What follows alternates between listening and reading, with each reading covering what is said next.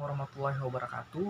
Alhamdulillahirrahmanirrahim. Puji syukur kita panjatkan kehadirat Allah Subhanahu wa Ta'ala, Tuhan yang Maha Esa, karena telah memberikan nikmatnya, memberikan kesempatan kita pada hari ini untuk melaksanakan proses belajar dan pembelajaran, yaitu pada mata pelajaran PPKN melalui media video ataupun daring.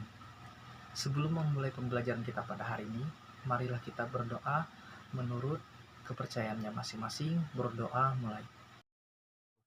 Untuk mengisi daftar hadir pada hari ini di e-learning dengan waktu yang sudah ditentukan. Simak video berikut ini, pelajari serta amati secara seksama. Langsung saja kita kepada materinya. Bismillahirrahmanirrahim. Cekidot. Sebelum memulai materi pembelajaran kita pada hari ini, yaitu mengenai sistem dan dinamika demokrasi Pancasila sesuai dengan UUD NRI tahun 1945, saya akan mengulik sedikit materi kita pada minggu lalu, yaitu mengenai sistem pemerintahan Indonesia. Yang pertama, saya akan menjelaskan mengenai sistem pemerintahan negara. Sistem pemerintahan negara dapat diartikan sebagai perangkat unsur yang secara teratur dan saling berkaitan dimiliki suatu negara dalam mengatur pemerintahannya. Selanjutnya, sistem pemerintahan negara Republik Indonesia. Secara teori, berdasarkan UUD NRI tahun 1945, Indonesia menganut sistem pemerintahan presidensial. Sistem presidensial merupakan sistem pemerintahan negara Republik yang kekuasaan eksekutifnya dipilih melalui pemilihan umum dan terpisah dengan kekuasaan legislatif. Presiden yang dipilih oleh rakyat memimpin pemerintahan dan mengangkat para menterinya untuk menjalankan pemerintahan. Materi kita pada hari ini yaitu membahas mengenai sistem dan dinamika demokrasi Pancasila sesuai dengan UUD NRI tahun 1945. Yang pertama yaitu hakikat demokrasi. Tentu kalian pernah mendengar istilah demokrasi. Istilah tersebut merupakan kata yang sudah tidak asing di telinga kita saat ini. Demokrasi merupakan salah satu paham yang berkembang terutama di negara-negara dengan bentuk pemerintahan republik dan federal. Paham demokrasi sendiri memiliki berbagai bentuk disesuaikan dengan latar belakang, kondisi, dan kebutuhan suatu negara. Kemudian kita masuk kepada pengertian demokrasi. Istilah demokrasi pada awalnya berasal dari wilayah Yunani kuno di abad ke-5 sebelum Masehi. Wilayah tersebut dianggap sebagai contoh awal dari sebuah sistem yang disebut sebagai demokrasi modern. Istilah ini terus berkembang seiring berjalannya waktu, bersamaan dengan perkembangan sistem demokrasi di banyak negara. Secara etimologis, kata demokrasi berasal dari bahasa Yunani, demos yang berarti masyarakat, dan krotos yang berarti aturan atau kekuasaan. Jadi, demokrasi berarti kekuasaan di tangan rakyat, atau yang lebih kita kenal sebagai pemerintahan dari rakyat, oleh rakyat, dan untuk rakyat. Kemudian, ciri pokok berjalannya proses demokrasi. Ciri pokok berjalannya proses demokrasi di suatu negara adalah sebagai berikut. Yang pertama, pemerintah menjalankan kehendak dan kepentingan rakyat.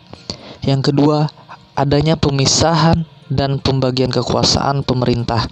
Yang ketiga, adanya mekanisme tanggung jawab dari pemerintah. Klasifikasi menurut cara menyampaikan pendapat. Berdasarkan cara menyampaikan pendapat, demokrasi dapat dibedakan sebagai berikut. Yang pertama, demokrasi langsung. Yang kedua, demokrasi tidak langsung atau perwakilan. Kemudian klasifikasi demokrasi menurut titik berat perhatiannya. Yang pertama, demokrasi formal. Yang kedua, demokrasi material. Yang ketiga, demokrasi campuran. Materi selanjutnya yaitu ciri-ciri dan prinsip demokrasi. Ciri-ciri demokrasi. Ciri utama dari sistem demokrasi adalah tegaknya hukum di masyarakat dan diakuinya hak asasi manusia oleh setiap anggota masyarakat di suatu negara. Posisi rakyat dalam sistem demokrasi sederajat di hadapan hukum dan pemerintahan. Rakyat memiliki kedaulatan dan hak yang sama di segala aspek kehidupan.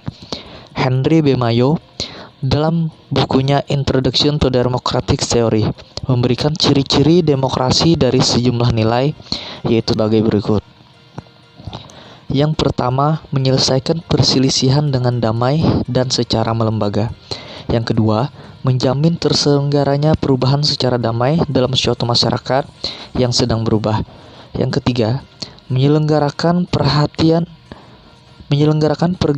pimpinan secara teratur. Yang keempat, membatasi pemakaian kekerasan sampai minimum. Yang kelima, mengakui serta menganggap wajar adanya keanekaragaman dalam masyarakat.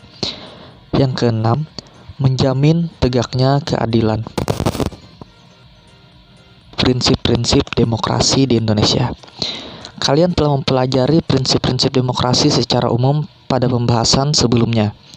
Menurut Ahmad Sanusi, 10 pilar demokrasi konstitusional Indonesia menurut Pancasila dan Undang-Undang Dasar Negara Republik Indonesia tahun 1945 yaitu sebagai berikut. Yang pertama, demokrasi berketuhanan yang Maha Esa. Artinya, seluk-beluk sistem serta perilaku dalam menyelenggarakan kenegaraan RI harus taat asas konsisten atau sesuai dengan nilai-nilai dan kaidah dasar ketuhanan yang Maha Esa. Demokrasi dengan kecerdasan, artinya mengatur menyelenggarakan demokrasi menurut Undang-Undang Dasar Negara Republik Indonesia tahun 1945 itu bukan dengan kekuatan naluri, kekuatan otot, atau kekuatan massa semata-mata. Pelaksanaan demokrasi itu justru lebih menuntut kecerdasan rohaniah, kecerdasan akliyah, kecerdasan rasional, dan kecerdasan emosional.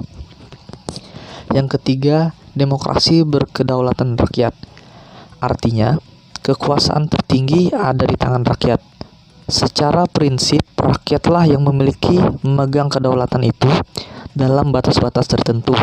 Kedaulatan rakyat itu dipercayakan kepada para wakil rakyat di MPR dan DPRD. Yang keempat, demokrasi dengan rule of law. Hal ini mempunyai 4 makna penting sebagai berikut. Kekuasaan negara Republik Indonesia itu harus mengandung, melindungi, serta mengembangkan kebenaran hukum, bukan demokrasi ugal-ugalan, demokrasi dagelan, atau demokrasi manipulatif. Kekuasaan negara itu memberikan keadilan hukum, bukan demokrasi yang terbatas pada keadilan formal dan pura-pura. Kekuasaan negara itu menjamin kepastian hukum, bukan demokrasi yang membiarkan kesemerawutan atau anarki.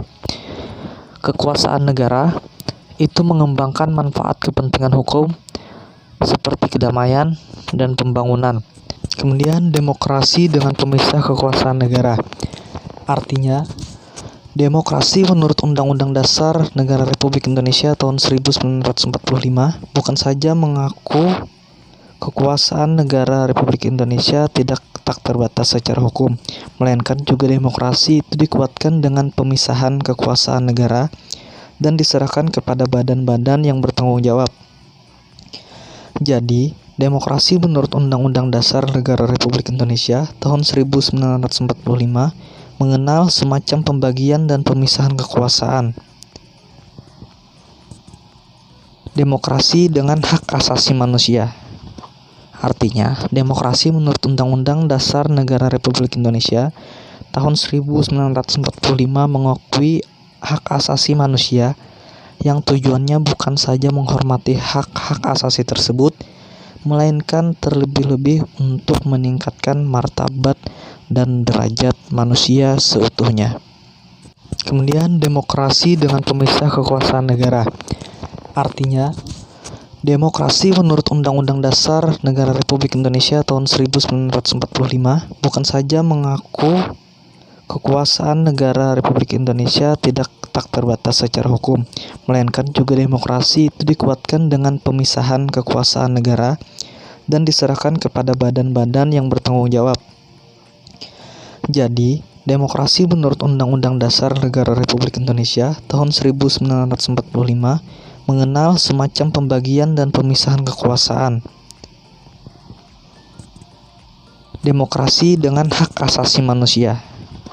Artinya, demokrasi menurut Undang-Undang Dasar Negara Republik Indonesia tahun 1945 mengakui hak asasi manusia yang tujuannya bukan saja menghormati hak-hak asasi tersebut, melainkan terlebih-lebih untuk meningkatkan martabat dan derajat manusia seutuhnya, yaitu membangun kehidupan yang demokratis di Indonesia. Pentingnya kehidupan yang demokratis. Demokrasi Pancasila merupakan paham demokrasi yang berpedoman pada asas kerakyatan yang dipimpin oleh hikmat kebijaksanaan dalam permusyawaratan perwakilan yang berketuhanan yang Maha Esa, berkemanusiaan yang adil dan beradab, berpersatuan Indonesia, dan yang bersama-sama menjiwai keadilan sosial bagi seluruh rakyat Indonesia. Isi dari sila keempat Pancasila sebagai dasar filsafat negara dan dasar politik negara, yang di dalamnya terkandung unsur kerakyatan, permusyawaratan, dan kedaulatan rakyat, merupakan cita-cita kefilsafatan dari demokrasi Pancasila. Mewujudkan sistem demokrasi memang suatu hal yang tidak mudah. Diperlukan usaha dari semua pihak, terutama pemerintah dan masyarakat. Perilaku yang mendukung tegaknya nilai-nilai demokratis. Tentu saja dengan dibarengi niat untuk memahami nilai-nilai demokrasi dan mempraktikannya secara terus-menerus, serta membiasakannya dalam kehidupan sehari-hari. Maka dalam perilaku demokrasi yang perlu dikembangkan dalam kehidupan sehari-hari dapat dilakukan sebagai berikut. Yang pertama, menjunjung tinggi persamaan. Yang kedua, menjaga keseimbangan antara hak dan kewajiban. Yang ketiga, membudayakan sikap bijak dan adil. Yang ketiga, membiasakan musyawarah dan mufakat dalam mengambil keputusan. Yang kelima, mengutamakan persatuan dan kesatuan nasional. Dapat kita simpulkan bahwa demokrasi artinya pemerintahan dari rakyat, oleh rakyat, dan untuk rakyat. Dan juga demokrasi mempunyai klasifikasi dan ciri-ciri serta prinsip demokrasi.